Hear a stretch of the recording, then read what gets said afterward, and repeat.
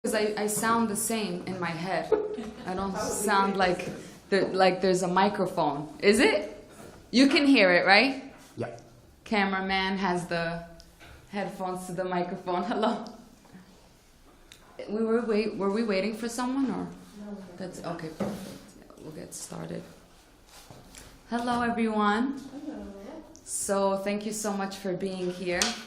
It's a nice small group, so it will be a very intimate, interactive session. I think we'll make the best of it. So thank you so much for your time. My name is Iman Lacliffe Unstoppable, aka Mrs. Unstoppable. I'm originally from Casablanca, Morocco, and raised in Queens, New York City. My parents moved to the States when I was 6 years old, so I grew up in New York. So that's a little bit about myself. I'm excited to be here, dealing with a little jet lag, but I feel excited to be here. So I'm running on adrenaline.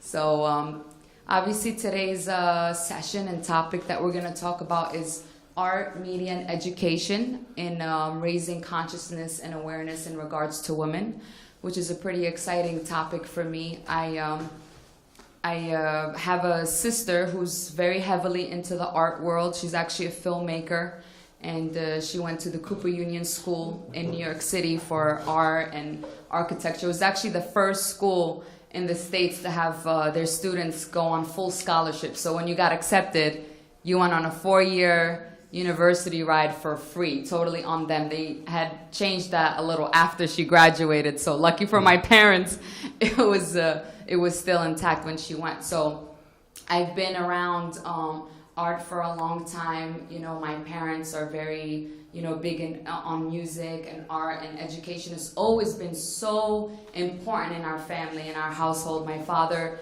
we would hear him every single day tell us, if you don't learn something new every single day, you're going to live a numb life. So schooling was very important to us. Reading and learning was very significant in our household. And I think that played such a big, beautiful role in my sister and I's life. And it's helped us become the woman that we are. Times have changed so much, since we were kids. So many things have evolved. Technology has evolved. The art world has evolved. The media has evolved drastically, probably the most evolved of the three. And education, unfortunately, sometimes sits right about where it was. I think education has the greatest opportunity as far as evolution and growth. And what the power of education can do is so vast and so deep that it is our responsibility to really carry it along the way that we want it to see it flourish for people. I am a firm believer that knowledge is power, but more importantly, applied knowledge is power. And so you can know all the things in the world, you can read all the books, you can educate yourself as much as possible, which is great because it gives you one step to the equation, which is the information. But if you don't apply it, if you don't put it into action, there's really little impact that you can make. And if we're going to be world changers and we're going to make impact into the world and we want to invoke change, we're going to have to apply some of the information that we create ourselves for others and that we receive from other outlets. So obviously, art and media and education are just mediums. They're resources and sources that we have access to that allow us to either implement something that we learned from that source or medium or not, right? There are some people who learn something, hear something, or read about something and they're inspired, but they won't do much about it. Maybe it's an internal feeling that they keep to themselves. They won't really manifest it in any way. And then there are others who would learn about something or read about something or be informed on something, and it lights a fire inside of them. They want to do something about it. They want to take action on it. And that's the beauty of what we have with a lot of people in the world that are activists and pioneers of change and, movers and shakers, as we call them, and world changers. And it's the people who get the information and do something about it that really make an impact. And so it's exciting to be in such an event like this because we're surrounded by so many people that want to invoke change and that want to actually take action on things. So I want to speak a little bit about, I will divide it in a few parts so that I can get some interaction and that we have some participation and some excitement, because I love hearing other people's insight. I don't want to talk at you, I want to talk with you. So art obviously is, so complex. It's very, intricate. It's so very diverse. I don't think there's one definition to art.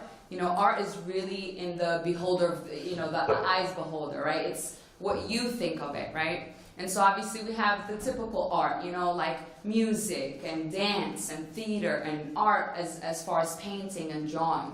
But what are some of the things that you all feel when you see art? And what are some of the feelings that are, aroused inside of you when you see art? And how does art make you feel? I'd love to hear about that. I think when I connect to it, I think it will bring up whatever emotion that it elicits. That could be something that makes me joyful, or it could just be like heartbreak or pain. And I think art that is the most meaningful to people tends to be what they can relate with. It can be a very individual thing. We interpret things differently. Yeah, thank you. I love that. I think that for me it's like I restore faith in humans. Restores faith in humans? Yeah, wow, I like that. I see it and I feel like, humanity can create such beautiful, harmonic, symbolic things, and then I try to forget all the bad things every time I see art. Okay? That's beautiful, thank you. Anyone else? I think it shifts your perspective, it gets you to look at things in a new way, gets you more in touch with your own creative sense. Because it kind of yanks your perception out of the fixed way of looking at things. So it's a beautiful shift of perception. Yes, definitely. Beautiful things. You mentioned, what was your name? Clarissa. Clarissa mentioned something so powerful. She said, it just, it reminds you of humanity. It reminds you of that, what creation can be and how powerful humans can be in the realm of creating things, right? And Arun mentioned how it changes perspectives. Sometimes you'll have one perception of something, and then all of a sudden you're introduced to some form of art, and then all of a sudden you're like, wow, I never even looked at it that way.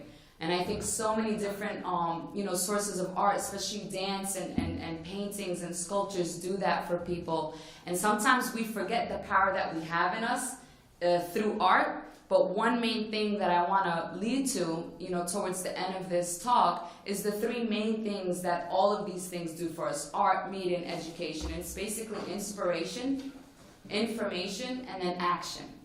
So inspiration is so deep and it's so profound, but it can be very different for different people. Different things inspire different people for many reasons. Like you mentioned, it depends on if you relate. Some people will relate to something, and so it inspires them or reminds them of something they are attached to or that they feel very connected to, and so it lights up a fire. Maybe it reignites something inside of them that they once forgot they had. And inspiration is so beautiful because inspiration, I believe, is the foundation of all things. It's very hard to move forward in life and to make an impact and be positive and do the things that we're so passionate about when there's no inspiration. So I think that's something that for us to keep in mind, that if we're not inspired and if we don't keep inspiration around us pretty consistently and frequently, we're not going to be moving around the world in a very passionate way. And it's passion and inspiration that drives us to invoke change in the world. So that's very important. Media, the second source that we're talking about, very huge, super big. It's absolutely insane when you think about how much media has changed. When you look back at the kind of like historical time frame of what media was, back in the day, some people were lucky enough to even have a radio in their house, right? And then came along televisions and all of that. And now you look around and there isn't one person without a smartphone and their eyes glued to it, right? Looking at the screen. The telephone has become our new TV, our new radio, our new film even, right? Look at how far Netflix has come. I personally don't even have cable in my home, and I haven't watched cable in maybe over 6 years. And the reason why I even mention that is because there's so many other outlets that are so much more impactful to my growth and my information than the typical television or typical mainstream media like the news. Because one thing we have to really realize and be honest about is, what kind of media are we looking at? Certain media will have certain, intentions of what kind of information they want to deliver for people. I think that's why the news sometimes, especially in the States, can be so negative and so draining. I mean, if you put on the TV and watch the news in some cities, you probably, like, you know, before the 10 minutes is up, you're depressed. There's so much negativity. Why are they only talking about violence and killing and, you know, murder and terrorists and this? But there's so much other more amazing things going on in the world that very little people are talking about. So I think we have to be very conscious about what kind of media we're choosing to allow in our space. And, you know, in getting really specific with raising consciousness, especially for women, we have such a big responsibility and an obligation as women and as people that want to invoke change to really be conscious about the way we are moving. And so the information that comes in is really what we're going to put out. I don't know if any of you ever heard of bad things in, bad things out. So the more that you let the negativity inside and all the kind of media that isn't so positive, that's really kind of the space you'll be leaning towards. And let's look at social media. You know, Facebook, Instagram, or Twitter, all these social media outlets have really been such an integral part in having created so many platforms for people. Whether you're just an average Joe or a celebrity, so many people have used social media to connect with others on a grand scale. So many people have used social media. And of course, there's pros and cons about everything. You know, there's negatives and positives about everything. You know, don't get me wrong. I'm sure there's amazing television, right? But there's also negatives. Same thing with social media. Some people are using social media in a negative way. I don't really focus on those. What you focus on expands, so I focus on positivity and the empowering. And when you look around, social media has made such a big impact. You know, it's something that's so important for us to utilize because it allows us to connect with others on such a larger scale. I mean, you can have someone sitting somewhere in Zimbabwe. If they have a Wi-Fi connection, you can connect and impact them and you're across the other part of the world. That's pretty powerful when you think about it. And that's something that we really have to embrace and utilize a lot more in order for us to really move forward the way we want. So I think connecting with each other through the different media sources is so significant, and we definitely have to do more of that. Last but not least, I want to talk a little bit about education, okay? Education is so deep to my heart. You know, I'm so connected with it. Like I mentioned earlier in my little intro, I grew up in a household that empowered education. You know, my father was huge on education. They did their best. I mean, that's why we even moved to the States. You know, the American dream. My parents did not want to settle for my sister and I just having what may be possible for a great education in our homeland. Granted, there's some amazing education. Believe it or not, there's some schools out in Morocco that are 100 times better than some schools in the States. So it's not so much about segregating what's good or great, but what in their eyes and what in their minds and hearts at the moment they wanted for my sister and I was the best. And for them, the best was to move to the States, create a future there, create a start and a beginning for us to really embrace what our potential can be. And so from very young childhood, we were, you know, put into programs and, you know, the best schools, and our parents did the best. Both my sister and I went to university. And although I'm a graduate and, you know, I'm very well educated, I am not totally attached and just honed in on the one concept of education as far as from the school system. Because remember I said there's pros and cons about everything. The system, the education system, depending on what its intention is, can be very negative as well for people. There's a lot of places in the world that their education system disempowers the students instead of empowers them. It limits them from what really they're capable. Maybe they need a little bit more creativity or even art in the school. They take it away. The first thing that's taken away from schools in America, by the way, is art. So now they're taking away something that is actually the foundation of some of the inspiration we're talking about, limiting what children and people who are growing as adults can create. And so when you take away something that is so unique to one's mind, because remember, art and creation is unique to the individual's mind, individual's heart and soul, and what their spirit is screaming for them to get out. So education, although integral and very important in our society, we have to ask ourselves, what kind of education do we want to be exposed to? What kind of education do we want to reflect on others? And what kind of education do we want to push forward? So I am a firm believer that having a diverse education, self-education is one of the most powerful. I'm obsessed with listening to audios and videos on YouTube and online and reading and learning myself, because although I have a degree, although I went to a 4-year university, although I graduated, with honors and did so well in school when I was in school, I did not learn half the things that I taught myself during my 4 years of university in the States. Not even half. And when you look at that and when you analyze that, you have to question yourself, why is that?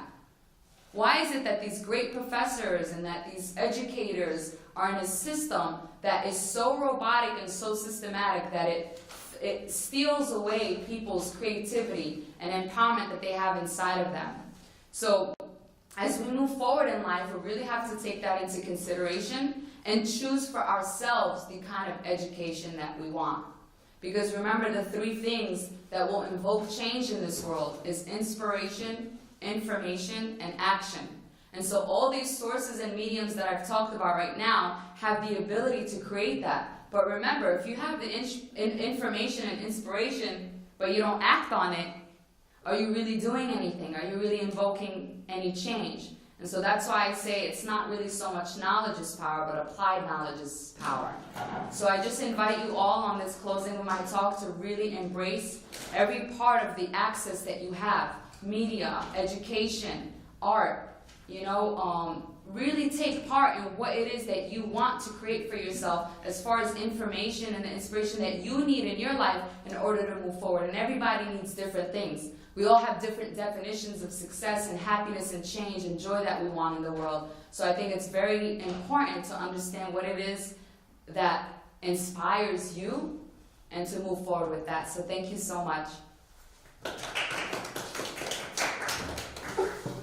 I will be bringing up our great, amazing speaker, Shira Shilavaka. She is a little bit jet-lagged, so bear with her. She's excited about this talk, and she's pushing and being strong, so thank you so much.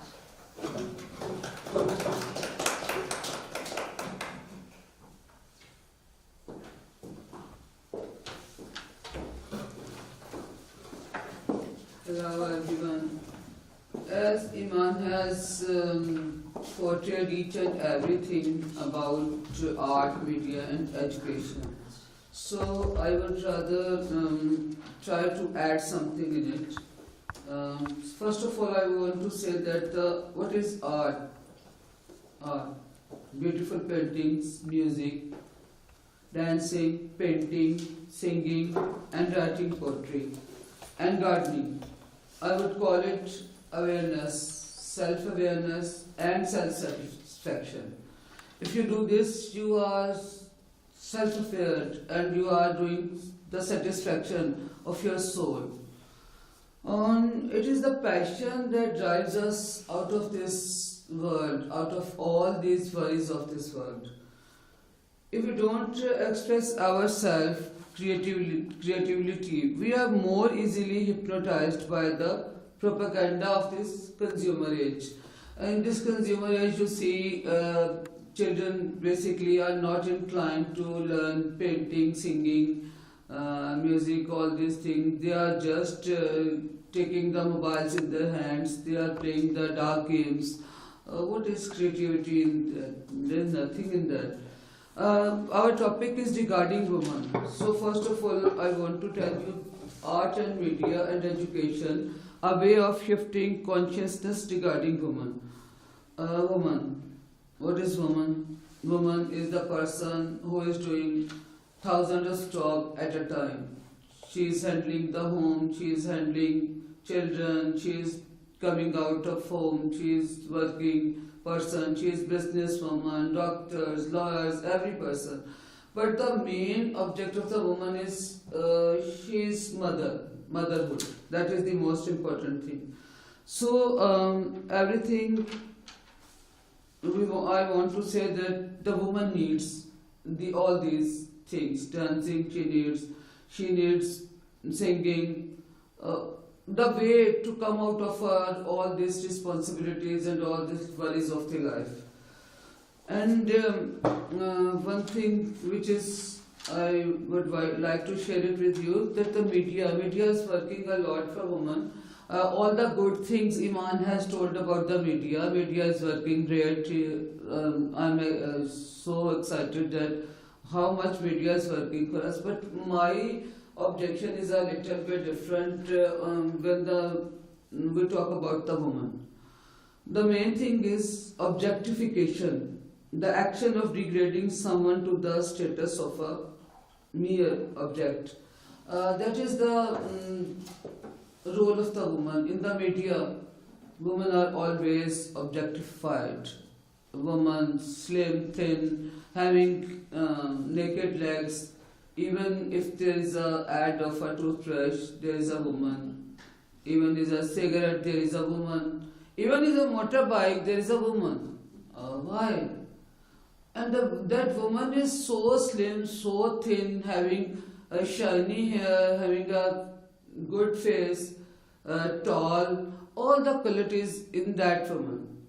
People who are looking forward, men, they are after that woman.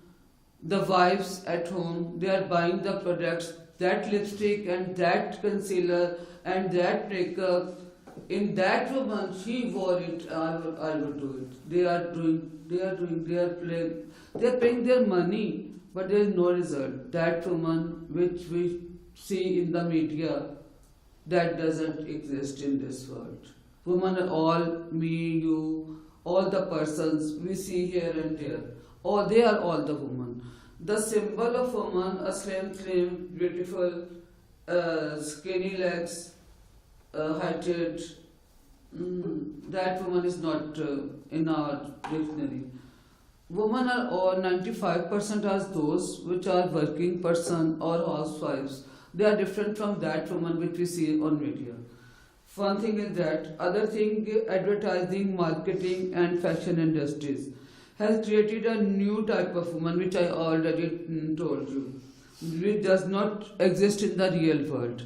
So my question is that if we are as a working woman, if we are working in the media, why we are not giving the equal rights with the men?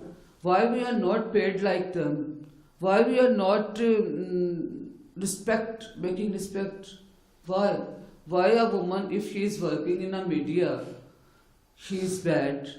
Why she has low repute? Why? Try to change all these things. And the other thing, which is one and the last, media is doing a lot. And if we try to change ourselves, if we try to change our media, we can do a lot for it. We can do for the prestige of women. I'm working for women, I'm working for women empowerment, so I need their respect. Thanks. I think it's enough.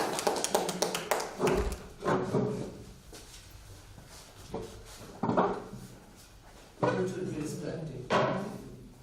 I'm working for this purpose only. Coming out for mere stereotypes, relationships. No, they are not coming out of this life. We should respect them individuals.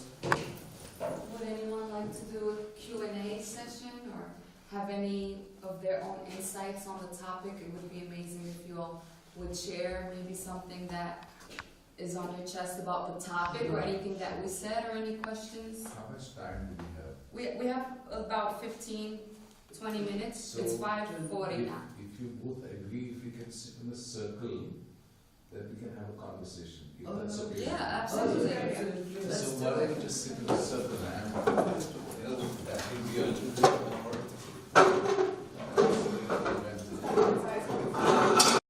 Peru? Yeah, I just wanted to share with you about something related to the topic. In Australia, I was the co-director of an organization that use arts in order to promote citizen engagement and trigger them to take action. So, for example, what we did was to talk about what's happening to the Tibetans right now through a poem. So the guy would come and have a very powerful poem and then play the flute, and then everyone knew what was happening to Tibet.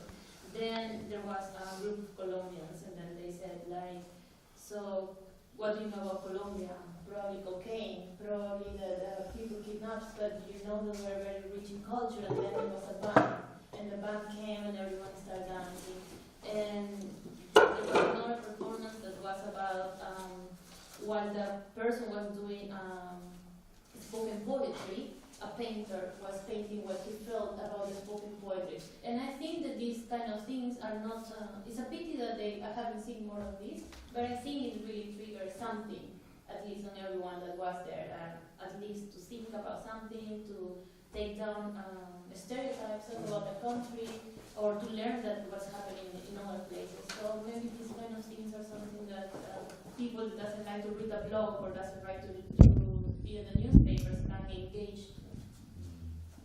I'm just thinking whether each country actually are from very different countries. I know. From Hungary? Yes. What is the most famous piece of art would influence gender equality issues? It will be very interesting to know. For Hungary, I don't know really what was the one. We are working with my NGO on gender equality topics from the point of view of maternity and labor and independence of women. And we are using the Nordic figure, Nora, for awareness raising programs, theater and different kind of events and instruments in the very professional work.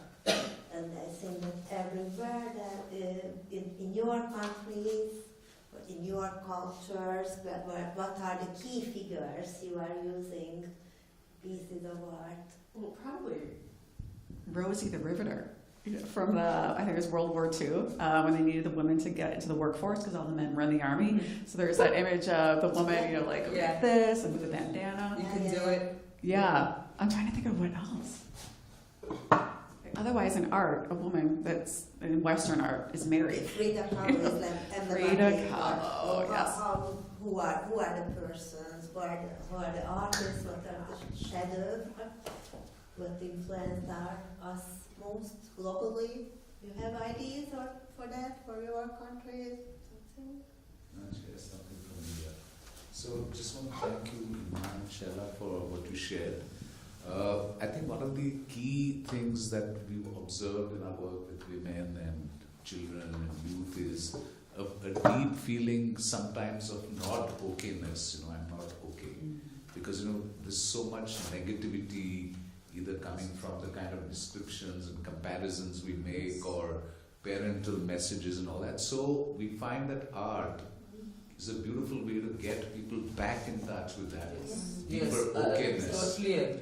Deeper okayness. And so, for example, we do a small exercise in which we get people to write a poem. So we said, okay, we're going to write a poem in the next 5 minutes. And there are groans that, oh no, we can't write a poem, we've never done that, no. And then when you actually give them a process and they write a poem, they say, what? You mean I'm this creative? I mean, I wrote this and so on. So it's a huge transformation. But I think the fundamental thing is getting people back in touch with their unconditional okayness. That you are beautiful, you're wonderful, you're creative, you're sacred, you're divine. And I think art can play a big role in making that happen. Yeah. This is the thing I already mentioned, that arts takes us out of this world, art takes us out of all the worries of this world. And we have to go back to art, music, poetry, all these things, painting. Exactly. It is very, very satisfactory. Exactly. It is very satisfactory. Children nowadays, what they are doing? Video games they are playing. They are doing nothing. They are doing nothing. They are not creative. Whenever we ask our children try to paint something, they say, no mom, there is a video game which is very new. I would play it right now, and on weekend I would try to paint. What is that? And the other benefit of painting or like music and all these things is that we are self-awareness we get from it. We are self-satisfied. I think so. Sure. I think you had a point. You okay? Thank you, ladies, for sharing. I'm a teacher. I was a teacher for nearly 20 years. I'm not working right now, but mostly elementary. And so it's a great area of passion for me. And education in the United States, public education, there was this movement in the late 1800s, early 1900s, with a wave of immigrants from all over, that education was supposed to be the great equalizer, and it was a very noble ambition. We're going to make all these people they speak all different languages, their parents have all different types of jobs. Well, that's not the case. And I don't know what your school was like in Queens, but it could have been wonderful, but a lot of times they're not. I grew up in the Midwest, very boring, so I had a good school. But then I moved to California and I taught in an area that was extremely underprivileged, and my eyes were opened then. And it was there that my passion for all people really grew. And none of the kids I had looked like me. And so I think that's what taught me. Here I am, and I have these books, at least children's books. All the characters look like me. So you have a great hero, and well, it's typically a boy or a man, or is it a white boy or a white girl? So one of my areas that I've really worked on is bringing books into the classroom that are representative of the students that are there. Nice. And there's so much out there. It's just that teachers need to know about it, librarians need to know about it, because when that child can see, even if it's literally just, well, here's a girl with my same skin color or who had the same struggle I did, suddenly that gives them a possibility. And it opens up their world to them. So. Sure. Thank you so much for sharing that you were in education and your experience with that, because it's so consistent.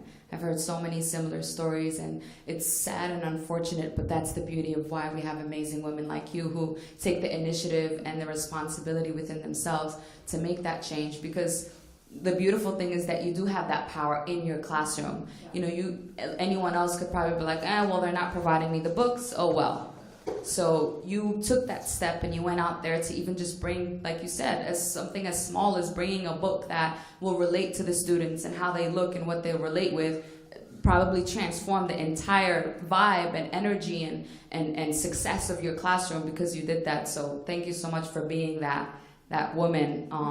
And I want to say something about what you mentioned about kids and not wanting to be creative and video games and all that, because I hear that so many times, and I always try to project the idea that, it really starts at a young age, and it starts in the household, and it starts with parenting. I think if we, right now, personally, I'm not a parent, but one day I do want to have a family, but I have parents and I was a child, so I can still relate to the concept, and I have so many friends that are mothers, single mothers, both have, I have a diverse group of people in my life, and I do that purposely so that I can relate. I have, 16-year-old friends, and I have 80-year-old friends. And one thing that I want to say about what you mentioned is that so many parents, of course, while parenting is very challenging, it's a lot easier to blame the kids for not wanting something instead of looking within and asking why they don't want it. So I think parenting and raising your children in such a way where you allow them to be creative at a young age and create some kind of, beautiful process in which they know that it's not just about the technology, although that's beautiful and will transform the world. It's not just about the video games, but really starting from a young age and empowering them and inspiring them to be creative, because to say one thing but do the other, kids are very smart. They will do what you do and not what you say. So you can tell them something, but if you yourself are not a reflection of what you want that outcome to be, it's very hard for a child to say, okay, well, I want to do art and I want to be, artistic, if they're not surrounded by an environment, if you're not taking them to, creative classes, like Clarissa mentioned that, event you went to. That's pretty powerful. Even going to something like that, there's so many things out there. Like you mentioned, like there are things out there. It's just, are you putting in the effort to even find out if there are things out there in order to make a change? So there are clubs and events for children that allow them to be creative at such a young age, and it instills that programming in them. So I just wanted to mention that. Let's not forget the responsibility we have in raising our children the way that we want to see them. Sure. Just share. Yeah, please. Yeah, I would like to add something you said about education and art. And I think also important is that children and all of us. For me, I'm inspired by nature. When I'm not in good shape, I go in my garden and put my hands in the soil. Yeah. And that's okay. And I think it's very important for children to play outside and to have the experience and to feel lots of things Yes. in nature. That's And then very you true. can feel Very true. you can be inspired by that and do things like painting or poems or whatever. Sure. Would you like to share something? I totally agree. So I agree with you. Okay. Can you repeat, please? Yeah, please. But I need Dusty is fine too. Sure. So my question would be, everyone says that what we need is more educated people and we need education, but I really think that what we need is to teach empathy. I think that if you have someone that has empathy for another person, we become more like global citizens, we take more responsibility for what's happening in our place. So my question would be, do you know any successful case when art has been used to teach empathy? That's a great question. Marina Abramovic. Marina Abramovic. Do you know her? What's that? Who's she? She is actually a Bosnian painter who lived in Holland, and she made wonderful serial performances of meeting people, visitors of her art. She was just sitting and looking into the eyes of the other people silently, and it was really, really strong. That was in New York. There right? is the video is on the YouTube, Yeah. I think. Just see one of the ways in which empathy is taught is actually taking children from a certain socio-economic background into a very Another different one. socio-economic background, and getting them to interact with the children over there and actually go to their homes and have exchange programs. So for example, in India we have many cultures, many religions in different parts of the nation. So what is happening is that some children from a certain state are taken to another state and they stay there, they live there with different families, and then they exchange programs. So I think that builds sensitivity to different cultures and empathy. At least that's one thing I can think of. Yeah. That's amazing. A few examples that I can think of are in African American history. There's the era of slavery, and I've taught a lot about this throughout the years. It's interesting teaching about it to kids who are not from the United States, because in the United States everyone knows about it, but we've made more of an effort to teach about it here to the international kids. And we incorporate books, we get the music teacher involved, and she teaches some of the slave songs, which were disguised as spiritual songs, but then really they were, for the Underground Railroad, they were code words to help people escape. Also through the artwork, through the quilts, which I didn't even know as an adult. They would sew into quilts signs that would say which houses were safe, or this neighborhood is not good to be in. And so I think you can't just show a picture of a quilt. And I've seen this picture of a quilt my whole life, but I didn't know until I was an adult. Also, I lived in Mexico for a while, and the richness of the art there. Of course, Frida Kahlo, one of my favorite artists. I've also taught about her, and she's somebody who really paints about her struggles and everything she's gone through. And for kids, you can't talk about everything, but you could talk about a lot. And it just takes education and motivation on behalf of the teacher, and if there's any governing boards, and explanation. Because kids especially, I mean all humans, but kids especially are so open and they're so sensitive. And once they know about things, they want to help. They want to change it. Absolutely. Thank you so much.